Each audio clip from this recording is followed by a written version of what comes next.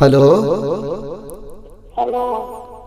हाँ डार्लिंग, तो अब की बार चल भी ना नया साल में घूमे ले। आई पर गई छोरी फोन काट गल के।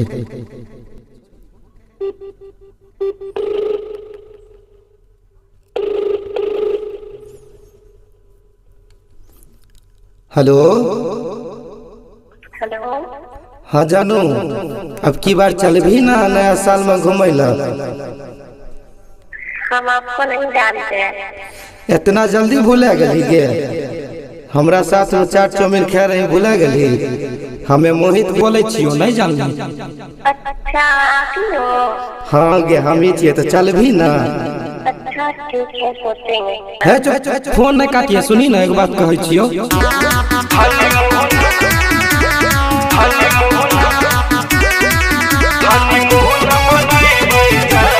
अच्छा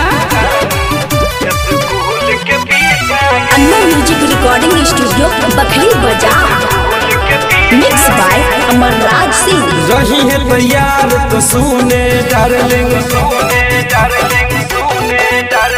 रही है तैयार तो सुने आइबो नया साल में मिलेंगे।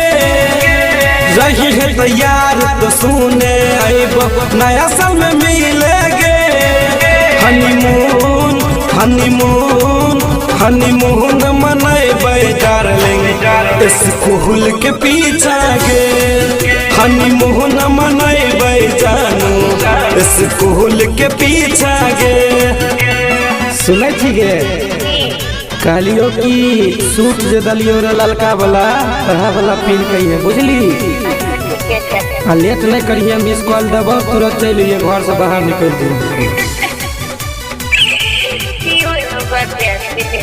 नहीं कहीं नहीं बढ़िए। 20 हमर जे बीते गेलै, बीते नाही 21 गे।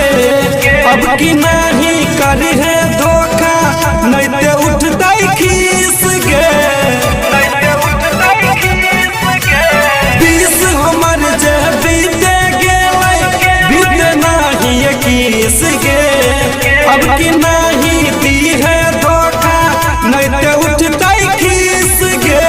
मिस कॉल मारबो घर से निकली है, मिस कॉल मारबो घर से निकली है। करी है न देरी गे, मिस कॉल मारबो घर से निकली है। करी है न देरी गे।